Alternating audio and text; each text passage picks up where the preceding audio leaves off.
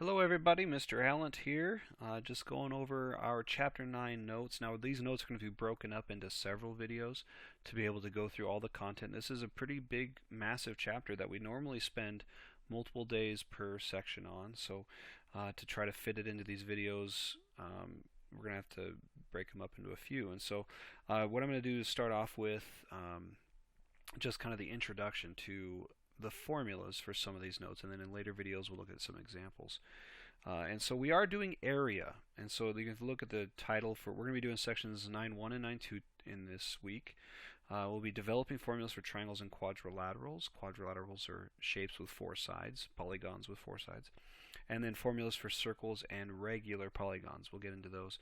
And actually, if you're looking at this note page, which you can get these on our they've been posted to our Google Classroom. This section we'll get to in a little while in a later video. But if you turn the page to the 9.1, and so I do highly recommend that you take notes with me. You do the best you can to follow along with the notes. There's a lot of learning that happens from writing things down, and so writing these down will really help you out. I've kind of filled in this first page because it is so lengthy to talk about each piece. So go ahead and fill it in with me. The completed notes are provided. But it's helpful to write them out yourself. First off, I wanted to talk about what area is. And so up here I kind of drew an example. I had a real rectangle. I just drew a rectangle. Now in the rectangle I said its length was 2 by 4. If you want to give those a unit, great. Maybe that's 2 inches by 4 inches, or 2 feet by 4 feet. So the question is, what is area? Area is the number of square units that fill that figure or fill the space. And the key is that square units, or sometimes actually we reverse that and we call it the unit square. What does that mean? These little squares in here, they're 1 by 1. Right? A square means same on all sides, right? So these are 1 by 1 units. So again, if we were talking inches, this would be a 1 inch by 1 inch square, this little guy right here. And how many of those 1 inch by 1 inch squares fill that space is what we define as area. And so in this example, there are 8 of these little boxes, these 8 little 1 by 1 unit squares, and so we would say this rectangle has an area of 8 square units, whatever that may be. If this was inches, it'd be 8 inches squared, 8 square feet, so forth. Okay, so that's a reminder of what area is. You'll notice that some of these we've done before. You guys have seen areas of squares and rectangles. You've seen areas of triangles. What you maybe haven't seen are parallelograms, trapezoids, and down here we're going to learn about kites and rhombuses, or rhombi. I'm not really sure the plural for that. So for the first one, the S that you see over here, that stands for side length, and so this is an S, not a 5. My S's and 5s sometimes look similar. That's an S for side. And for a square, I mean, we know that all 4 sides are the same. I mean, that's really the key, right? We know all 4 sides are the same for a square. We know that we've got all 4 right angles. I only drew in the 2 because I didn't want to make it jumbled when I did my diagonal here. So the D stands for diagonal, and the diagonals make 2 right triangles. If you kind of, we're cutting this square in half, we've got this little right triangle down here, and actually it's an isosceles right triangle. I've got 2 sides the same. There's my diagonal D. We can always apply the Pythagorean theorem at certain points because we know the length squared plus the width squared equals d squared, or a squared plus b squared equals c squared is your Pythagorean theorem, right? And so here in this example, L and W both happen to be S. This works for rectangles. And remember, there's always that question. Kids always ask, are squares rectangles? The answer to that is yes, squares are rectangles. The key is that not all rectangles are squares, right? This is a great example. This rectangle is clearly not a square, but the definition of rectangle is that you have opposite sides congruent and 4 right angles. Well, squares fit that definition. So a square is a special case of rectangle. It's just a case where length and width happen to be the same. So squares are rectangles, but not all rectangles are clearly squares. Okay?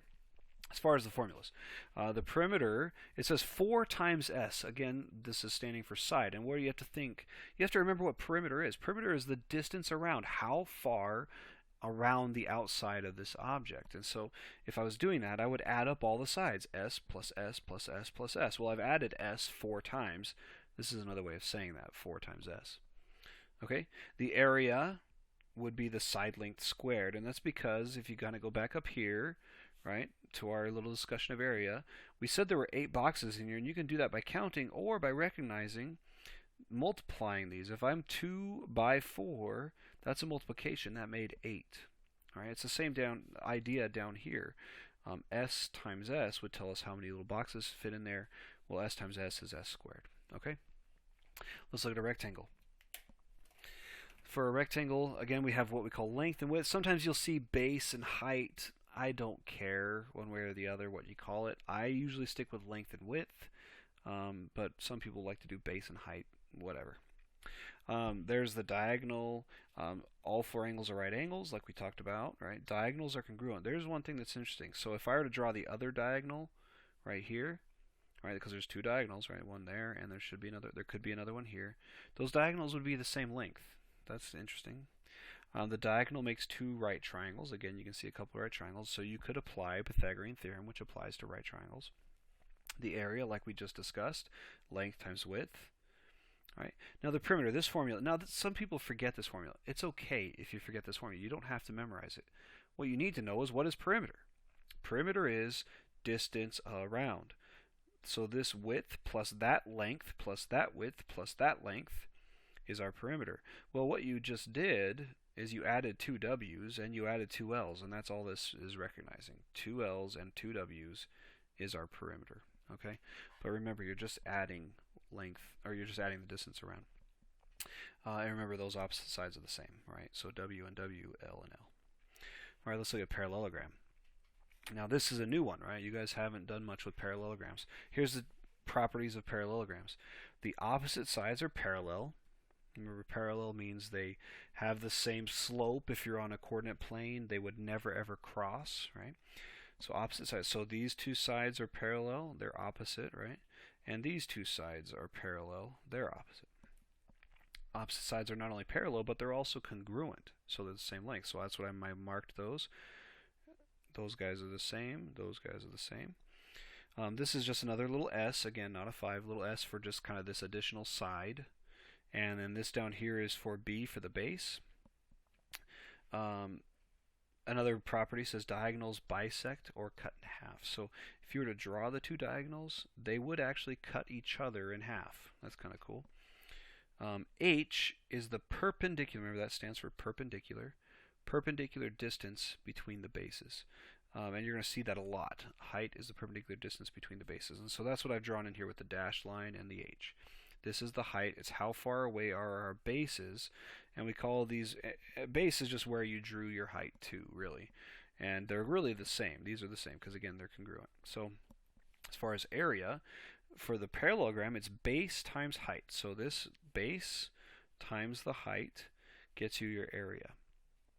If you can imagine with me for a second, where I drew this dashed line for that height, if I were cutting there, if I had some scissors and I cut that off, that little piece, that little triangle there, and then I slid that triangle over to here, it would fit perfectly to make a rectangle, right? Which is why the formula looks so darn similar to up here, right? Length times width, base times height. They're the same thing because this, in essence, is a rectangle. It's going to cover the same space, this parallelogram with this base and that height, as a rectangle with the same base and height.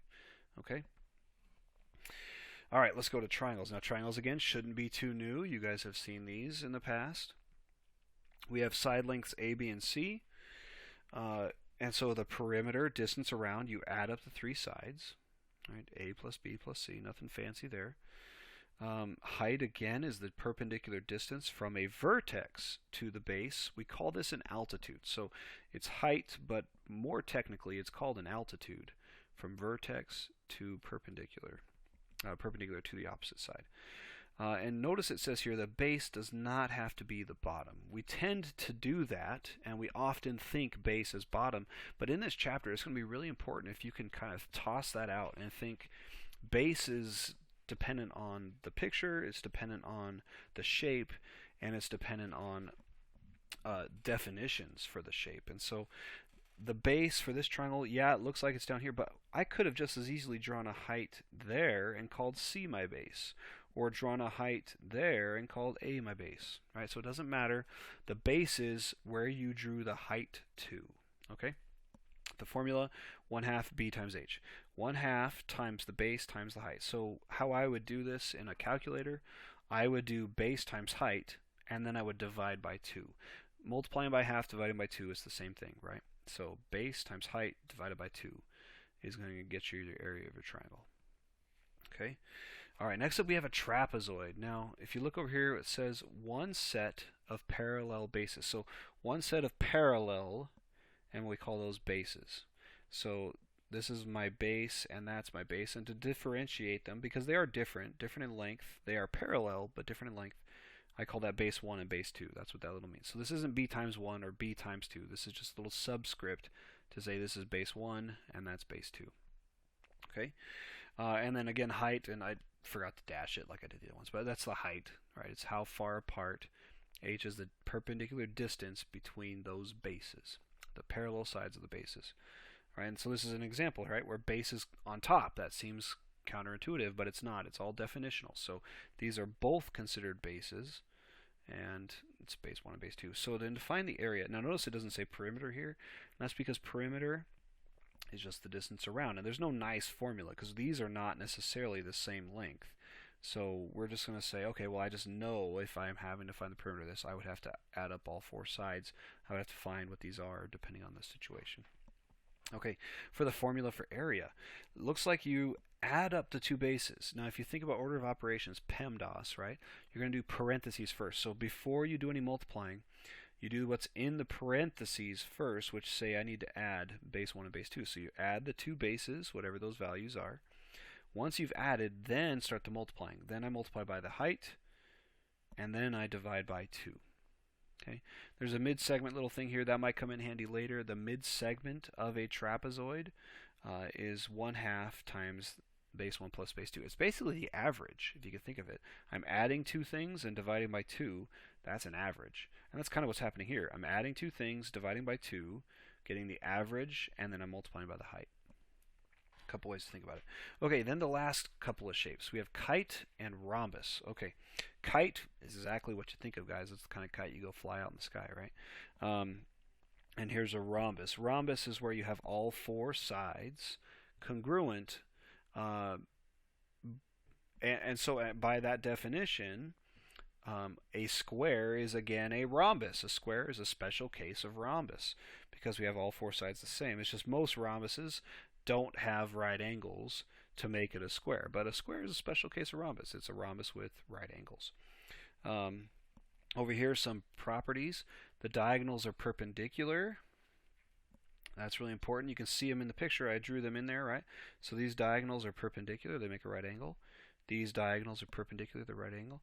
The reason we lump these together is because they really have very much the same properties, same formula, either way.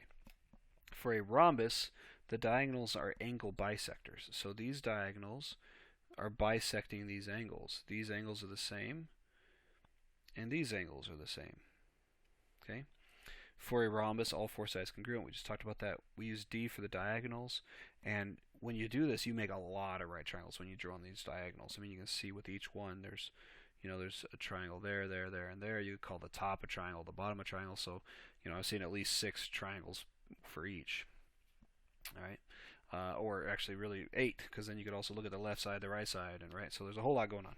Okay, to find the area here, the formula is 1/2 times the product of the diagonals. You multiply the 2 diagonals, then divide it by 2.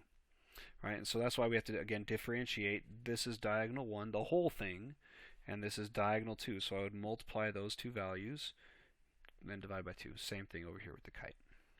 Okay, that wraps it up for just the formulas we're going to be using for section 1 anyway. We'll see some more formulas for section 2, but we'll wrap this video up there. Alright guys.